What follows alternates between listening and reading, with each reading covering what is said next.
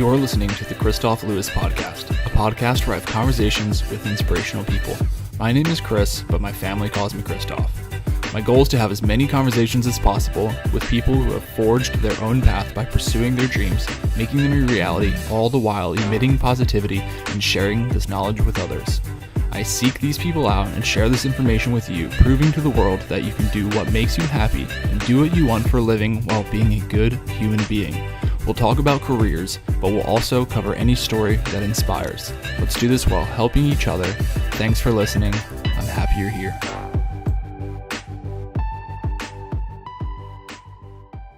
Hey, what's up, everyone? Welcome to conversation number 34 of the Kristof podcast. If this is your first time here, I welcome you. Thanks for taking the time out of your day or night for listening and committing an hour to this. I know life is hectic.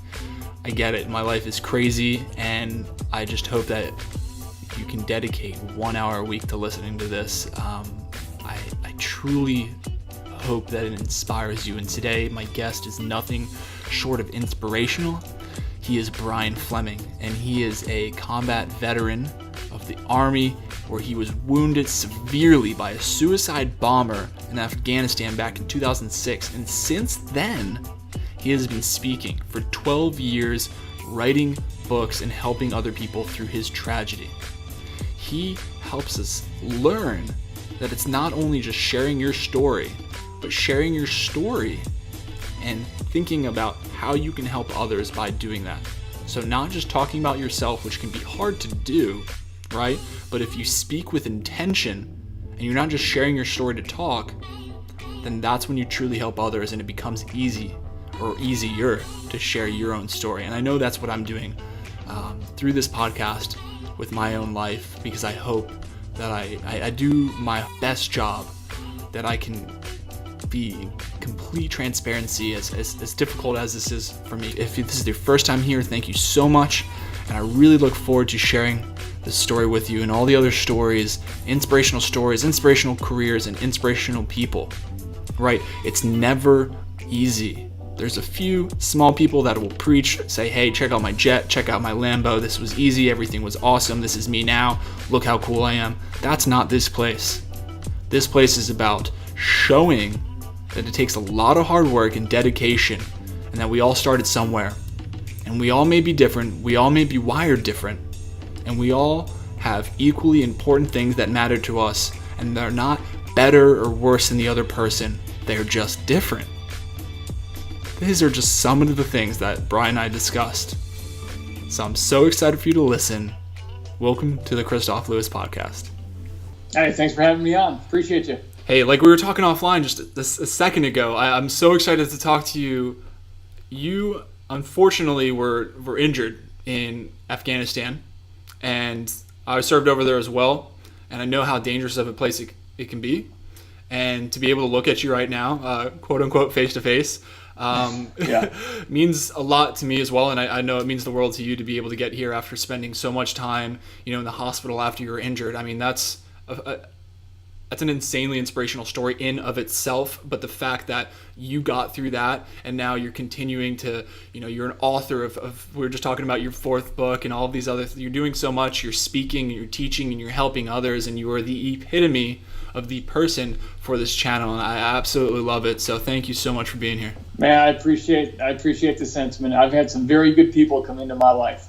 Yeah, it's crazy how that works, and I know you've talked about it as well, that such horrific events can happen in your life, and at the time they are what I just said. They're horrific, and you don't think you're ever going to get through it, or you don't think you're ever going to just make it through mentally, physically, whatever, but you do, and then you come out the other end, maybe surprisingly to yourself, and then all of these crazy things spiral out from that. You're meeting good people, and you're able to help, and you're able to give back, and it's to me, it comes up a lot on the podcast. Unfortunately, a lot of people experience bad stuff.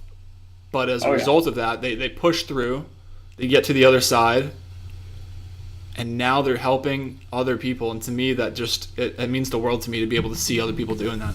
The greatest thing that we tend to overlook, I think, is that most people who recover the best that I find, regardless of what the horrible situation was they went through, and we all have them, the one of the big things I find they have in common is that they found meaning outside of themselves with their situation. Yeah. It's like you just said, they're out helping other people.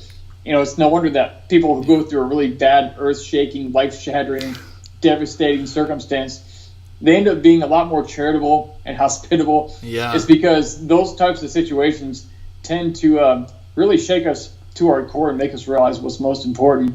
And, we get our greatest sense of meaning, I'm totally convinced, out of helping other people. Yeah. And that becomes like a drug. And it helps the people we're helping. It actually has a reciprocal effect, and it helps us. Absolutely. That took me a few years to realize. But the other thing is that other people see it, and then they want to do the same kind of thing, and so it actually spreads. Yeah, so it's a really good thing. It's a great thing to be able to see that, and you nailed it. You absolutely nailed it. It's so reciprocated. It helps others. It helps you, and then even more so, it spreads like fire. I mean, some of the best podcasts I've listened to were, similar. This is obviously not the first podcast that's similar like this, and those podcasts really resonated for me. And I wanted to go out and I'd be like, man, I'm gonna take action, and I'm gonna go talk to other people. I'm gonna share their stories. It's going to help me. I learned so much from my guests, and then they're able to share their stories, and then anybody listening or watching, it helps them too. And then it's always my hope to be able to inspire them to be able to go out and do the same thing, because I know I personally was inspired to go out and do that because of listening to other people like you that are going out there and doing that. And I was equally inspired by people I saw who were going out and doing it. I thought, hey, maybe if they cast this and do something, maybe I can too. And it's and that's why we need to share, though, right? Yeah, exactly. Well, because good news and bad news they're equally contagious, and you spread bad stuff, and it just kind of like a cancer, it spreads. You spread good stuff, like can't say a good cancer, but whatever that would be, that equally spreads. It's kind of like whatever we put out there just sort of expands and continues on, and it replicates and it duplicates, and it just spreads throughout, the whole world around us. Absolutely. It doesn't. I was going to say it doesn't take much to start, but sometimes, as we both know, starting can be the hardest part. But once you get going, and then I think once you start seeing a little bit of the result of that, because I know, and I always bring up like me starting the podcast, but it was really hard for me to start it. I had no idea what I was doing. Everybody that listens knows that I was in this position. It was really hard, but again, I want to show people that you just get started and you do it. So now when you're saying you're talking about positivity and emitting that and going out and speaking and writing books, you don't think it's possible before you've done it sometimes, but then you go out there and you see it's possible. And then once you start, you write your first book, you're like, okay, I've written my first book. I know I can do it once, like I can do it again, and then you replicate it and you replicate it. And then the positivity, you kind of get in a habit of like, oh, I can do this, I can be positive even though sometimes bad things happen. Like I was just telling you before, you're like, how's my day? And I was like, I'm gonna be honest with you, it's been absolutely bonkers. Like my wife and I are going through some crazy stuff right now. Like we have to move spur of the moment is kind of what it boils down to. And like, we're like, wow. I already don't have time to do that. So like, how does it? But you gotta make time. And you gotta find time. Isn't that crazy when things start to just stack up on you? It's like here's the rate more. at which other things want to pile on gets even faster. Yeah. You're like, there's no room in here. There's no room. I have no room. I was already capped out, and then life's like, nope, like, boom. Well, it's a lesson trying to show you have a lot more time than you thought you did. Right? And that's a great thing. Like, I thought I was and I was busy, but I thought I was so busy. And then now I'm like, oh, am I going to sleep tonight? Like, I have to edit the conversation to come out in the next week, and I haven't even finished that, or something, or whatever it is in your life. And I think ultimately what I got of what you just said, one of the most important parts is that even from that, you're like, well, I probably wasn't using my time as good as I could have before. And it turns out you actually had more time because if you're still making it happen, then you had time somewhere that you could utilize. So, and it's the same thing like when somebody's working out or doing Brazilian Jiu-Jitsu. I do a lot of that. Oh, nice. People usually they'll push themselves to the point, not of their max ability, but they'll push themselves to the point of discomfort. And that's where they sort of level off and go, I've got no more in me. Sure. And then, a big dog chases you, or something happens that forces you, and you go, I didn't realize I could run that fast, or I could jump that high over that fence, or you go, wow, I actually had more in me than I thought I did. Yeah. And it's just like you're saying, or it's in our physical activity, it's in our mental capacities, and it pushes us. We usually go to the point of discomfort, and then we start going, all right, I can't handle anymore. But it's like, truthfully, we have a lot more in us if we absolutely have to. I think so, and that's probably some primal, like deep-rooted human survival thing. Yeah, like you ultimately, instinctually, your goal is to survive, and you're wired like that. So even in first world, what I'm experiencing, it sucks right now, and I'm like not excited about it. But ultimately, like I'm going from one house to another, so I'm still going to a house. It's not like I'm getting thrown out on the street. So it's absolutely all relative, but yeah, it could be worse, I guess. Yeah, and it's tough, but it's still inconvenient, though. I mean, that's not to downplay. It's super inconvenient, because you're still working, you're still doing whatever you're doing on the side, and then it's just it's a mess. But you find a way to get through, and I love you've said it multiple times already. Is your mind is like, I can see it's wired like you're always like, well, this is really crappy that happened, but I'm gonna figure out like how I can like mold this to my liking and make the best out of it, or at least like maybe learn something from it. So and I think that's awesome. Yeah, there's a guy named Viktor Frankl. He was a Nazi prison camp survivor, and something he said when he was talking about how bad it was in the prison camps. He said it got to a point where he knew there was nothing he could do to change his environment. Sure. And he said, when we can't change our environment, we're forced to change ourselves. Yeah. And basically what he was saying is, you have no control over the outside external forces that are the big waves that are going to crash into your life. You have no control over that. But basically what he was saying is how we respond to those things is completely within our control.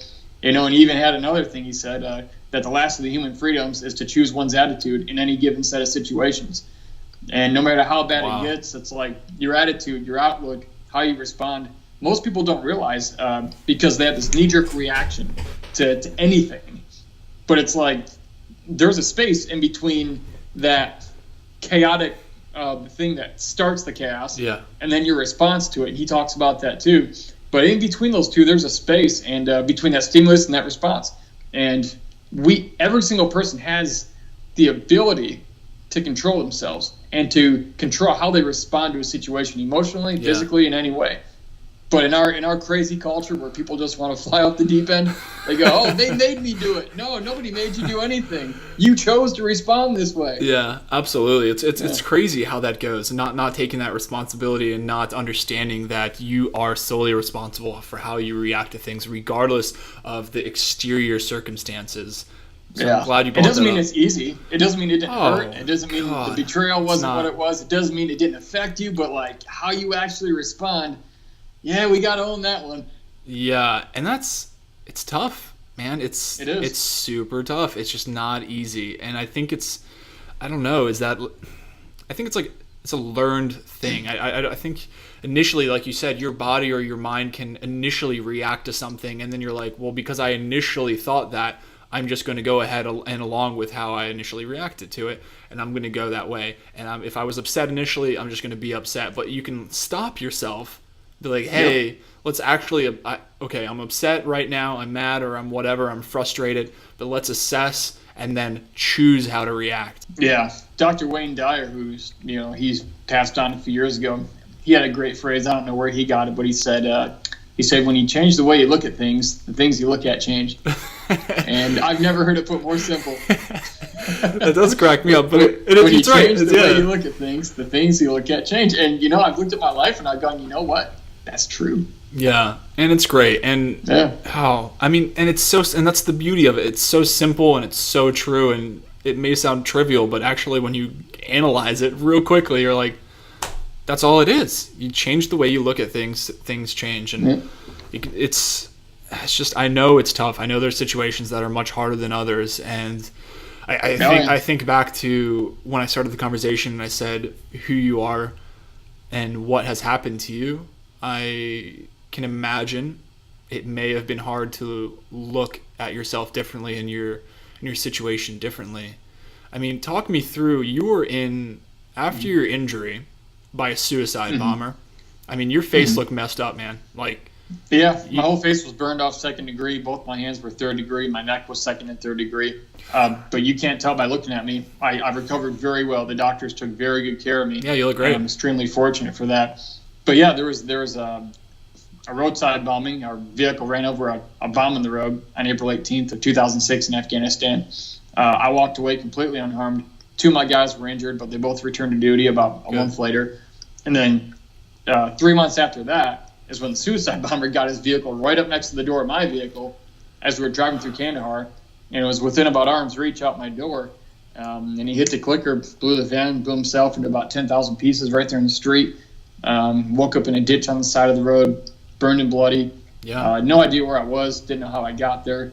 And spent 14 months at Brooke Army Medical Center in San Antonio. And here's something that's relevant to what we were just talking about. In fact, I write about this in my book, The Resilience Booklet. It just came out. If your listeners want to know more, just go to resiliencebooklet.com. Sure, I'll link it we'll as well so they can check it out. Yeah, but what the lesson I'm getting at is that over the past 10 or 11 years, I've been speaking, writing books. I've had people ask me, Brian, do you blame the suicide bomber? And my answer is like, well, of course, but I own my piece of it too. And this is where a lot of people don't want to go. Okay. But this has saved me in my marriage. It saved me in my relationships. If I have something that I've done and contributed to a situation I'm in, I'm willing to own it. Now, and that's part of my moving forward beyond that attack was that when people have asked me, well, do you blame the suicide bomber? Yes, I blame him for what he did. It was his choice.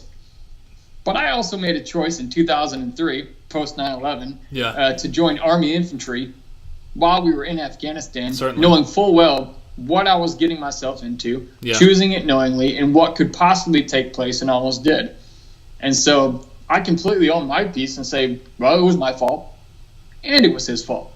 One of us walked away. One didn't. He did not walk away. No, he didn't. But no, man, I'm dead serious. Like I'm really.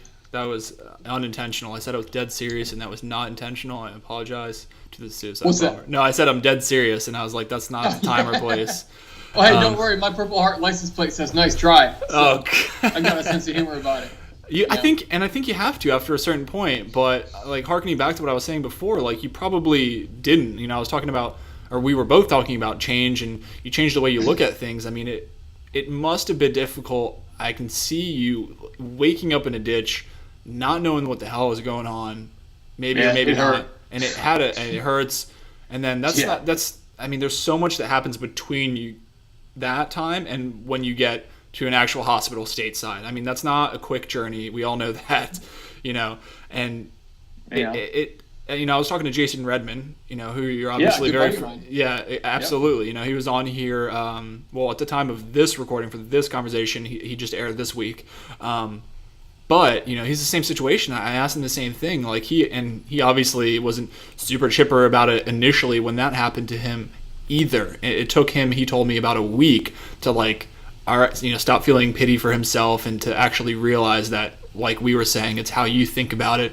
And now you guys are both going on to do great things, and you took this absolute tragedy and you're taking the good out of that and helping others, and then it's absolutely changed your life. So I mean, how were you? What was like your mindset when it initially happened? Into like over the course, was it a couple days or weeks or months until you like kind of accepted what happened and you kind of transitioned to the person you are today? I know it's not like an immediate thing. Well, it's interesting, and I don't think I'm any sort of exception. I mean, I had a really hard upbringing, so I think that toughened me up in my younger years as a kid and prepare me for things like this. But I was, a lot of people they get in denial or of what happened, or they have these issues, or they don't want to really face the issues. I actually never had any problem. Like when one of the people at the hospital asked me, they said, Brian, like, well, what happened? I said, well, a suicide bomber tried to kill me. Just what it was. I'm here, he's not. But I'm a very practical person. Sure. I'm not trying to downplay this, but my mindset was, okay, this hurts. It's really bad, but I'm still here. I'm alive. Yeah. I'll get better. I'll get through it, and I'll figure things out. that actually was my mindset through everything. Good. Now, that's it incredible. didn't make it all easy. I can't say I would have done the same. Yeah. Well, and that's just how I'm wired. Now, everyone's wired differently, and people respond differently to traumatic situations. And there's no right or wrong. There's no better or worse. We're all just very different. Yeah. Because a big drawback of being the way I am, now, that was a benefit for me. It helped me to push through that. A drawback of that is that there are times when I can unknowingly be very insensitive in the way I talk, maybe to my wife or in a conversation, because I'm not really thinking about people's emotions before I make a statement. I'm looking at the bottom line. Are we getting the mission done? I can kind of that resonates with me. I kind of go there too. So I hear you. But I'm aware of it now, though. I wasn't always aware of it. Okay. And so I'm aware of that, and I'm aware of the fact that I can say the right thing in the wrong way, and the person I'm trying to help or talk to, wall goes up, not received, deflected. Yeah. And so it's like even with my wife. But my wife, she's a wonderful lady, and she takes other people's feelings into account before she talks. Yeah. I'm at the other end of the spectrum in my communication style. I'm like, well, let's get the job done. We'll be friends later. We'll get to know each other. Yeah. And so I've fast. So I've really got to just look at what I'm really trying to say and contextualize it. But that does go back to being very self-aware as I am about kind of probably a little harder of a personality that I have, but it definitely has its strengths, but I also have to be aware of where it can be a drawback for me. Yeah, so I could definitely see how you're relating that. It helped you overcome that quickly. You kind of related it as a negative thing that you turned positive. Yet again, like that's got to be like the third or fourth time you've said something similar to that. Yeah, so it was another speed bump. And it was a really big speed bump, I'll admit. But it's like, well, I'm still here, and I got through those other things, and I'll get through this. And that's one reason a lot of people have a hard time, I think, getting through issues of life, is that sometimes and you'll see this sometimes in younger people, not everybody, this is not a general, broad, sweeping generalization, but we live in a kind of like the everybody gets a trophy culture. Well, I grew up... Yeah, I don't think there's any hiding that. Yeah, I didn't grow up in that. And it's like I had it really, really hard. And those things hardened me over time to the extent that I just learned hard things nobody taught me. I just learned hard things are going to happen. You deal with it and you move on. And, since day one in basic training, same whether it's Army or Navy, what's the first thing you're taught to do in every situation is basically adapt and overcome. They put you in all kinds of situations you're not prepared for, that you're going to fail at. Yeah. And so it's like it's that military mindset of just, well, something bad happened, it's going to, you got to expect it, and then adapt and overcome. Figure out what you got to do. Yeah, don't expect things to always go right. Yeah. First of all, I actually do send trophies out to everybody for participating in the podcast. So I hope you don't think less of me and the podcast. No, I'm totally kidding, but I should start doing that. You'll find mine in the garbage. No, yeah. I'm kidding. Yeah. But no, seriously. Jeez. You gotta get some grit, man. You can't borrow thick skin. You gotta develop your own. Yeah. No, and you really there's only do. one way to get it, and it's struggle. Yeah, and I know, and we said, the military it does a really good job at teaching an individual to overcome and adapt, like you just said. But you see it, and I want to be clear for anybody that's listening. It's the military. The military is an organization that is designed to do that, so they can get the mission done. However, you can absolutely become that individual on your own through your own trials and tribulations and the path of a little bit more resistance. If somebody's handed to everything to them in their life, if they're handed those participation trophies all the time because, hey, thanks for showing up, if that's the kind of person you're growing up like that, then you are not, or you're probably less susceptible to overcoming and adapting when these situations arise. Well, you didn't have a chance to develop any grit because nobody ever let you fail. They let every fall be onto a big pillow, and instead of falling on your face and skidding on the concrete. Yeah, and God, man, which is real life.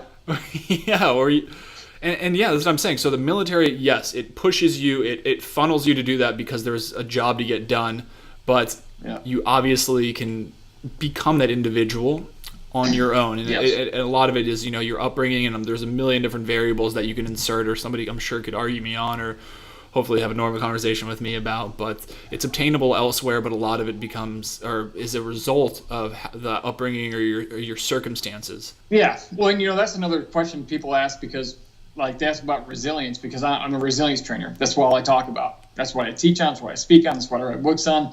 And people always ask, is resilience something certain people are just born with and other people just are not? Yeah. You are not born with this ultra mega resilient ability more so than someone else. It's developed, it's learned, definitely through struggle. That's the thing about resilience. People want to be more resilient. What you're really saying is, I want to struggle, because there's only one way to be more resilient. It's to struggle. It's to suck. It's to have it go wrong. But it's a learned thing. And I do think there are certain personalities that may be more inclined to be that way. Yeah. But even if you're not that, you still have the ability to develop resilience just as much as anyone else. So absolutely. I mean, you said yourself, we're all wired differently, just as you were describing yourself, how you were raised and how you reacted to this 14-month-long endeavor of recovery. And, oh, man, they scraped my skin off with razor blades, man, while I was awake. It's called debridement. It sucked. It was horrible. I prayed to die, man. Like, it was bad. My wife could hear me yelling in pain from the other room. I didn't know she was out there. That was a hell of an experience, man. Yeah. I can't imagine. I absolutely can't imagine. Here's the thing. Was I really resilient in that moment? I actually don't think I was. Just to be very transparent, when I prayed to die, that was me giving up. I knew if I could just be unconscious, I would be out of that horrible pain. With 3 or 4 nurses, scraping the skin off my hands, face and neck with those blades and everything else. So someone might look at that and go, Brian, you weren't being very resilient in that moment. No, I wasn't. Everybody has a breaking point. And at that point in my life, I had found mine. And I thank God for unanswered prayers. I didn't get what I was asking for. And I just had to lay there and deal with all the pain. There was no way out. How did I get through it? I had no other option. I had to deal with it. I had to sit there in pain until it healed. That is an extreme example. I hope nobody has to go through any of that, but you're absolutely right. And we talk about resiliency, and yes, we want to be resilient, but we do have breaking points, and like I had mentioned, we all are human.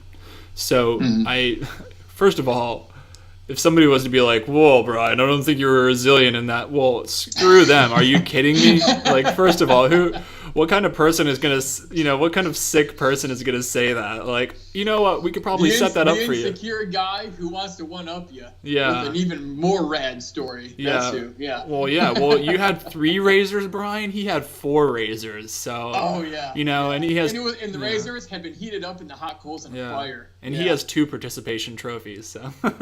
Yeah, exactly. so you can just cram it. No, but that's nuts. So I mean and yeah, full transparency, I preach it.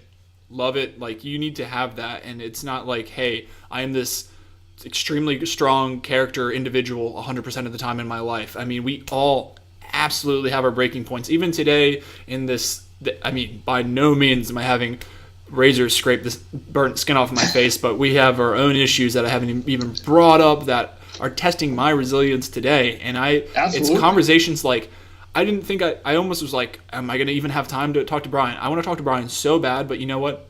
We're going to make it happen, and we're going to do this shit later in the night. You know what I'm saying? So like, because I wanted to talk to you, and just by talking to you right now, I can honestly look at you and say, it's helping me get through my day. So thank you. Like, man, I'm so glad to hear that. and here's something. I was speaking for Ericsson, the big telecom company. Yeah. Actually, yesterday I did a talk for their Veterans Day event, and one of the things I brought up was the fact that people usually say, Brian, I went through XYZ, whatever that is. It's this horrible thing you would never wish upon anybody that they've been through. But then they'll say something like, but Brian, I've never been through anything like you've been through. And I always caution people, don't ever compare how bad your thing is to someone else's thing. It's not that one is worse than the other. They're just different. They often want to compare, not for any egotistical reason. They just go, well, Brian, I've been through this awful thing, but I've never been through your thing. And I always strongly encourage people, don't ever compare what you've been through to someone else's, because it's not that their thing was worse than yours. They're just different. Yeah. And the thing is, we can go through 10 different horrible situations, 10 different causes, but after we go through them, we all tend to deal with the same small handful of human issues: depression, anxiety, post-traumatic stress, paranoia, the fear of is something worse going to happen? We all deal with the same issues as a result of the different things we go through. And one person's pain is not more credible or astonishing than another. I mean, I know people who grew up in abusive households that forget what they went through. Send me back to the suicide bomber. I'll take him again, compared to what some of the people I know have been through in their personal lives growing up as children. I just can't imagine. And so we always tend to put other people, a lot of times, other people's things on a higher shelf than our own, kind of on a pedestal. And anybody listening to this, I really encourage you not to do that, because the reason is because there's so much value in the lessons that can be learned through the pain that you've experienced or maybe right now that you'll see in the future. And if you're so focused on, well, it's not as bad as theirs, and you're discounting your own bad experiences, in a lot of ways you might miss out on things that you're going to learn through them that you can help with other people with later on. No, you're absolutely right. And and people, I talk about it, you talk about it, and I see it a lot more that, don't compare yourselves to others, right? No matter whether we're talking about resiliency and going through tough situations, it's just, I love what you said. It's just different, and it is different. You absolutely cannot compare it. Whether it's, I talk about careers a lot on here. I showcase careers. I showcase inspirational stories like yourself, and I want to be the megaphone for these stories. But they're not. One's not worse or better, or it's just different. And they're different examples, different people experiencing different things in their life, and it's just never going to be the same. You said, we're all wired differently. There's an exponential amount of variables that come into each situation. Your life experiences leading up to it, how you react to it after it, the past, the present, the future, all of that formed in this one moment of time, and none of that can be compared. So it's a phenomenal point that you bring that up. What's interesting is that a lot of people, whether it's ego or looking for affirmation, a lot of people, they want to talk about the things that make them different or what distinguishes them, and there are certain times to do that in business or whatever. Yeah, absolutely. But do you know the one thing that unites all people, anywhere, anytime, no matter what language you speak? There is one word that unites every human being. I want to say pizza, but close. It starts with a P, and that would be my number 2 guess. I'll tell you what it is. It's pain. Whenever you hear a story of someone going through pain, there's something in your mind to some extent that empathizes, that relates to that. And something inside you to some extent goes, that person's kind of like me. Yeah. Even if it was a different pain, we go, wow, that must be really hard. I understand that struggle. And we connect, even if we don't know them. We might be watching them on the internet, on a video like this. Yeah. But we'll connect with that person emotionally on a deeper level and feel understood and feel like we're not alone just because somebody talked about their pain. And that's why we should share, and that's why that's one of the so many reasons I want to do this is it's sharing these stories. It can be so tough. Every single time I say something about myself or my past, or it's not always easy. But when you get the courage to speak about yourself in such a manner, it's such transparency, even though it may be very tough for you at times, there's somebody out there that it's going to help. And that shared pain, knowing that somebody else is going through it helps. And I would say that's a good thing, that you can take, because I think of situations, if you've gone through tough situations, like the guys or girls or whoever you experienced that traumatic event in your life in 2006, that's something that nobody else, other people have experienced it in other situations, but there's a certain, bond, or it's just tough times. They form tough people, good people, when they take the good out of the bad, like you were saying, right? But also when you go through these tough times with other people, that also forms a bond. So not only can you form a bond, sharing this transparency and sharing this pain with others, but also when you're going through tough situations with other people, it bonds you together. And so all those are interconnected, and I absolutely agree with that. Yeah, and one hurdle I find with people is that a lot of people have the desire to share their pain. But one of the hurdles a lot of people face is they go, well, I don't want to just be perceived as talking about myself or projecting my story on people. Yeah. And here's the solution to that, though. Okay.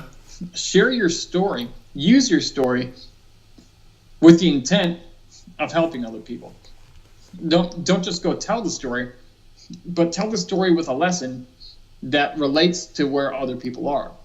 Like when I started speaking 10 or 11 years ago, people just said, hey, Brian, go share your story. So I'd share my story. It worked.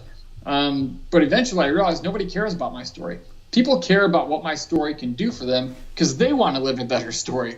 Yeah. And so whenever I share my story, it's not with the intent of, hey, here's my story.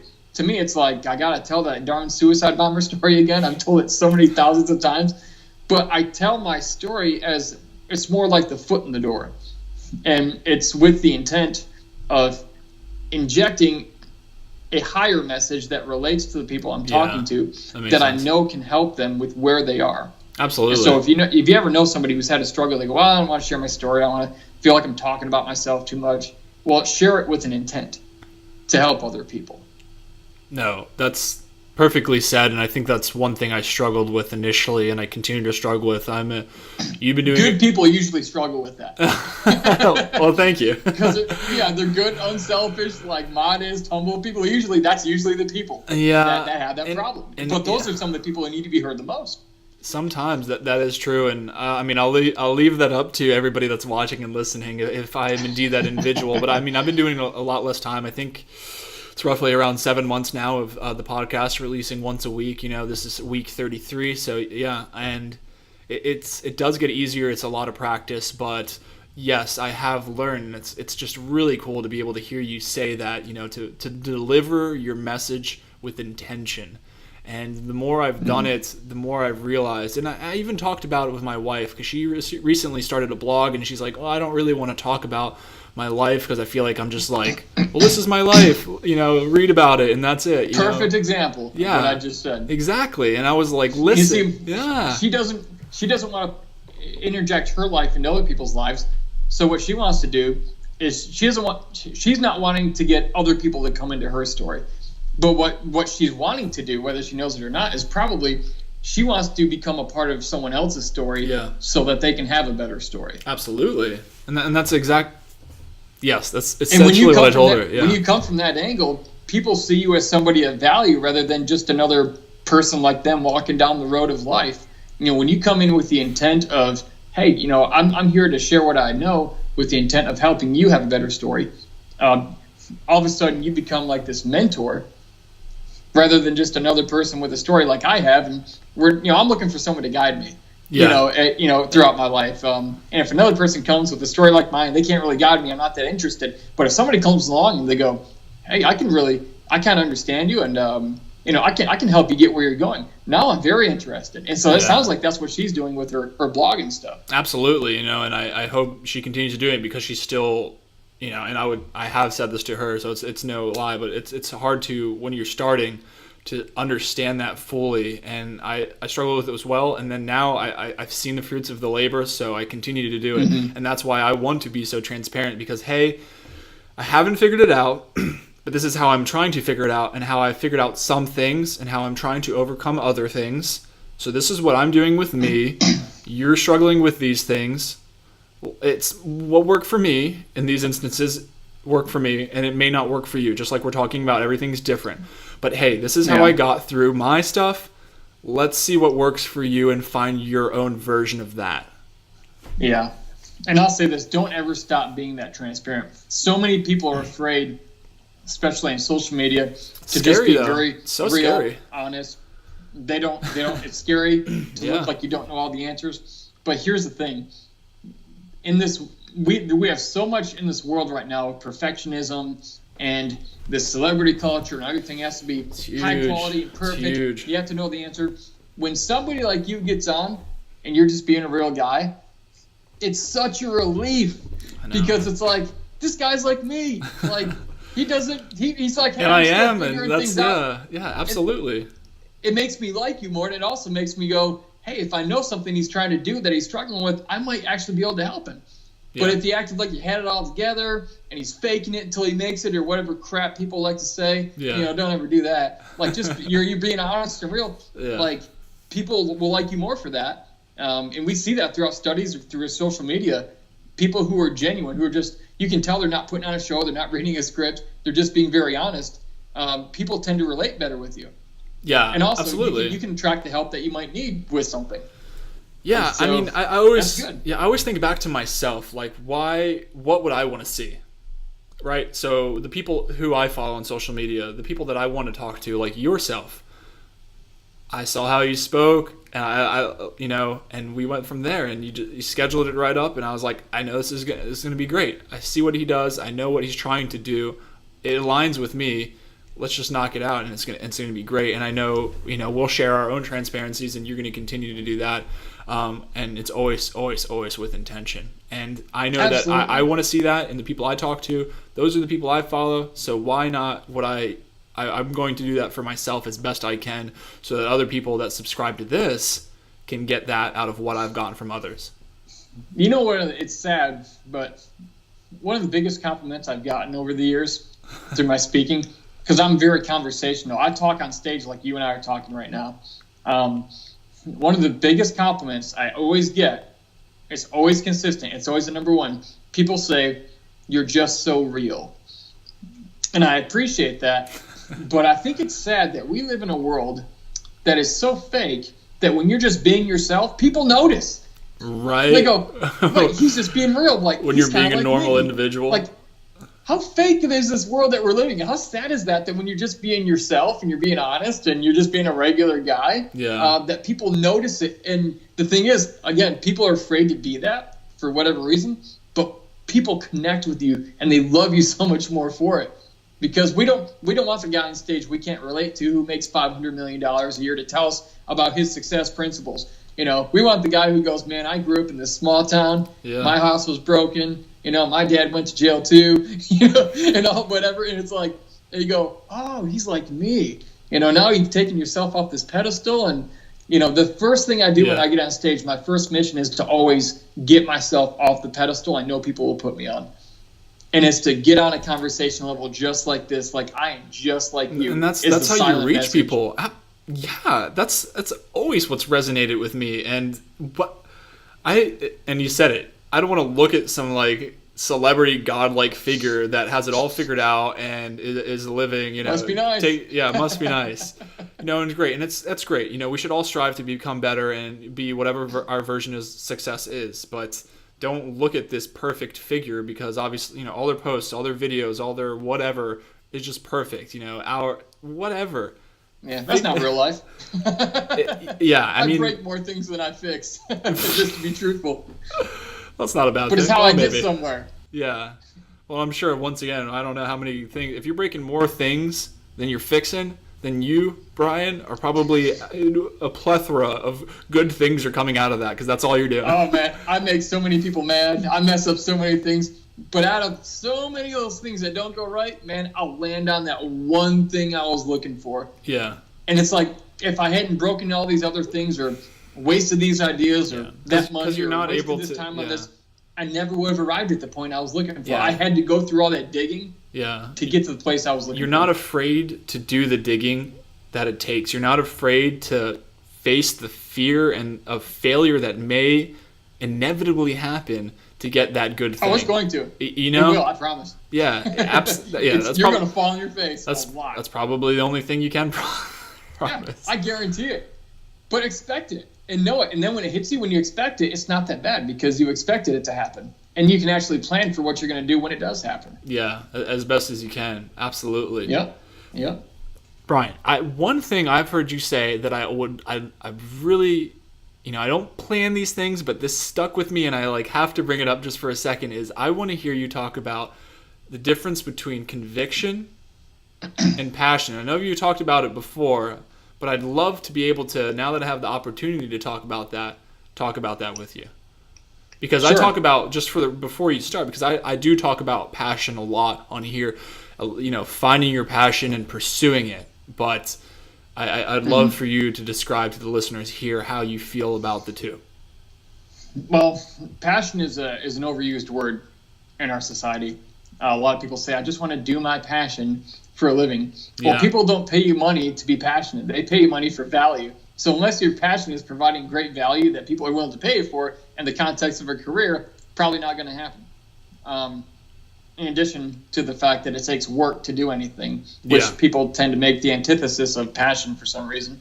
One of my business mentors, Larry Wingett, he has a good way of saying it. He quotes one of the translations of the dictionary as passion is being defined as an uncontrollable emotion. Okay. And, his lesson is, I don't want uncontrollable emotions anywhere near my business. Yeah. I can level with you there. Yeah, marriage. Absolutely. And I bring it up because anybody that's listened to this podcast for more than one episode or followed me on Instagram knows that I bring up passion. And, I don't always want to talk about things that I don't want a yes man, I don't want somebody to always be like, oh yeah, Chris, I completely agree with you. So I saw that you made that difference between that. So that's why I wanted to specifically interject that into this conversation, because I do, I do believe in passion, but I guess I didn't look at it from the way you're looking at it. And I do agree with what your friend or mentor was saying about passion can definitely have a lot of emotion in it. But regardless, I still want to, I want people to have that amount of, energy, but focused energy, not over emotion. I talk about approaching these things rationally, right? Because an emotional decision is probably not the best decision for you. I've found that out way too many times in my life. But I would love for people to be impassioned and enjoy what they do. And you're right, a lot of times, maybe you're not going to be able to make money doing it. I'm another shining example. I've been doing it for 7 months. I've made $20. I get it, but I'm doing, at the same time as I say that sentence, I'm doing 101 things to be able to monetize it in the future. It's just going to take time. Well, you're priming the pump. You're doing the work it takes to lay the strong foundation so it will produce. Yeah. And here's the thing you were saying about passion and conviction.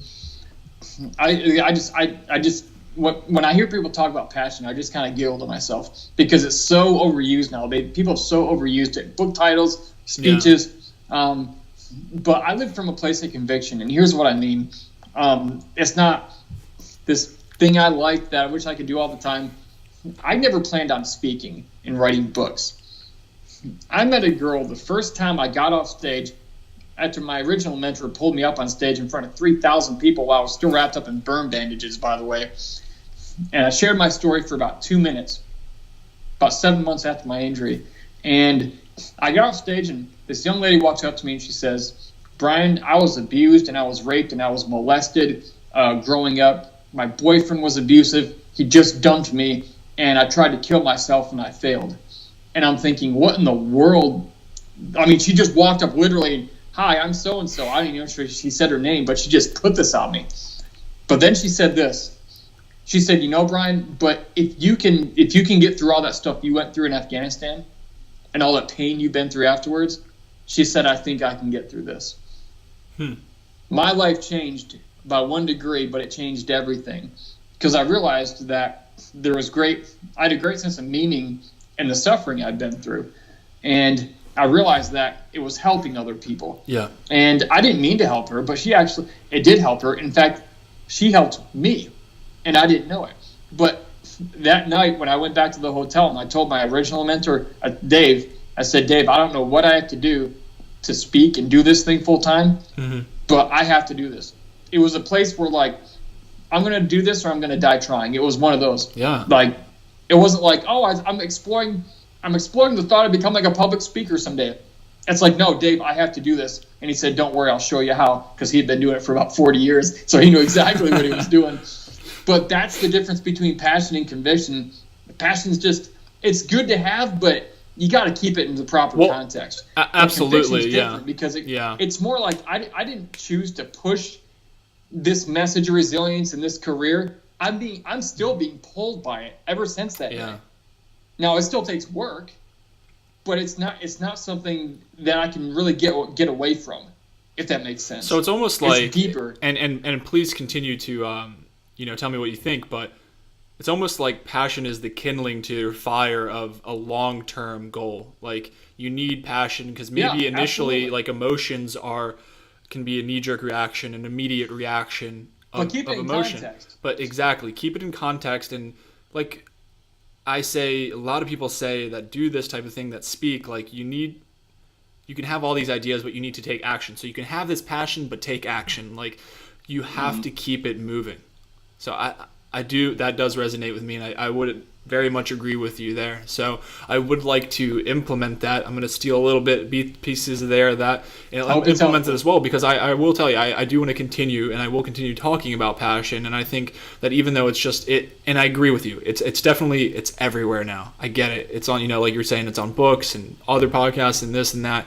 But I do think it is appropriate. But just like any other tool, a cell phone can be, that's how I do probably 100% of my business right now. All of the podcast stuff, but at the same time, you can get lost in it for hours, like scrolling through Instagram. So, well, I think a lot of people don't really think about what it actually means when they use the word passion. And I think that's why it's getting such a bad rap, or at least in my mind, is that people say it so surface level without truly understanding what exactly it is they're saying. So that's a good point. And I think the mere fact that you bring that up means that even though I'm telling you right now how I feel about that word, that there are other people more than likely that are on the receiving end of this podcast and thinking about it just as you're thinking about it. So I need to do a better job at articulating to them that it's not just this emotionally fired word that's, saturated in today's world, that there's a lot of other things that come with it. And that's why I'm talking to you right now. It's awesome. Yeah. Oh, it's like anything. Keep it balanced. If it goes too extreme in one direction or the other, it's like the guy at the rock concert in the mosh pit was real passionate, but he hit a guy. All right. That's not going to work out too well. And then, the other guy, no passion in his marriage. Oh, no wonder it didn't survive, And so I'm not knocking passion. No. But if we're gonna talk about it and use it, let's make sure we're keeping it balanced and in proper context, because it is essential, but, it can't be your only thing. You can't just shoot yourself full of this adrenaline and let yourself shoot off like a bottle rocket and whatever happens is going to happen. Like, no, that's a bad life strategy. Yeah, absolutely. I mean, there's not, it's not just one thing. Like you said, it's not just that shot of adrenaline. There's not just passion. There's so many different aspects and so many different tools that you're going to have to use to get where you're going. It's just. But you do need it along the way. You do. For the low points. So it is essential.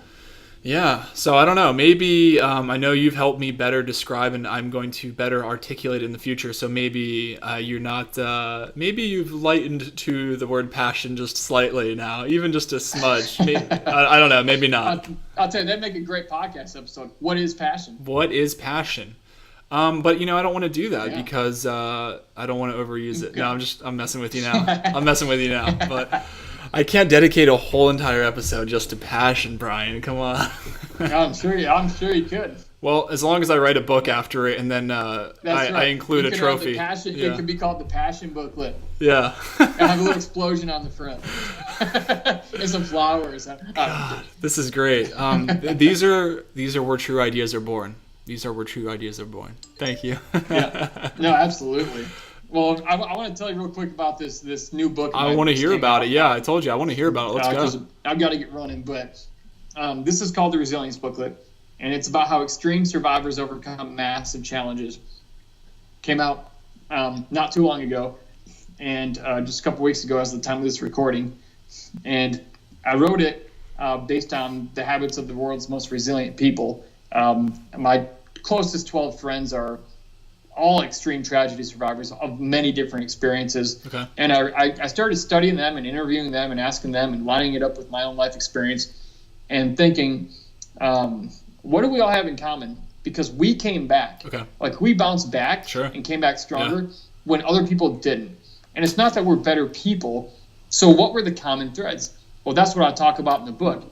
And if your listeners want to get this, if they go to resiliencebooklet.com,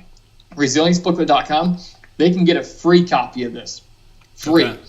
Here's the only stipulation. The post office is not a not-for-profit organization, and they're going to charge me about $7 to ship it to you. So I'm asking if anyone who wants it, just cover a flat $7 postage fee, and we'll get one out to you. And you get not only that, but you get the physical book, you get the ebook, you get the audio file of the keynote speech I gave up in Boston at a university to 400 mental health professionals that I based the book on, as well as 3 other bonuses that are downloadable instantly, as well as a video series, a 10 video series called Battle Plan for Life. So you get all that for a flat $7 shipping fee, and this will arrive in about 4 or 5 days at your house. I only have one question. How do you eat? Yeah. No, I got other things. I know. Other things I do for money. But I want to help people with this, and I'm able to make those numbers work. So if your people want one of these, go get a free one. ResilienceBooklet.com. Hand these out to the veterans in your life, the trauma survivors, somebody going through something. Be there for people. It's a cost-effective resource that is 52 pages, so people can actually get through it. Yeah, people like me. I was about to say it's a book that I actually might get through. No, I love reading stuff. Exactly. But man, I'm so slow. But Brian, no, I am absolutely and ever grateful for your time. Much like everybody else on the podcast, I'm always thankful for your time, and you're extremely busy. Author, speaker, great guy, and I had a blast talking to you. They know how to find your book. What's the best way to find you? If you want to find me personally or learn more about my speaking, you can it's real easy to remember. My website is blownupguy.com. If you forget my name, just remember I'm one of those guys that got blown up. So it's blownupguy.com. Super easy to find. I also may remember that, so that's good. I'm glad you made it easy for guys like us. So. Exactly. I just keep it simple, man. Well, Brian, man, thank you. I had a blast. I hope you enjoyed it too, and I know I learned a lot from you. I hope maybe you have taken a few things away from this conversation as well, because I want to be able to always, we're talking about reciprocation, and I want to be able to give you things too, so I hope you've been a great value, and I'm really honored that you have me on your show. I really do appreciate it. Oh, absolutely. It was a blast, and I look forward to reading that book and sharing it, and we'll post all that stuff in the summary so everybody can check it out. But Brian, thanks again so much, man. I appreciate you. All right, man. Have a great rest of your night. See ya. You too. Later.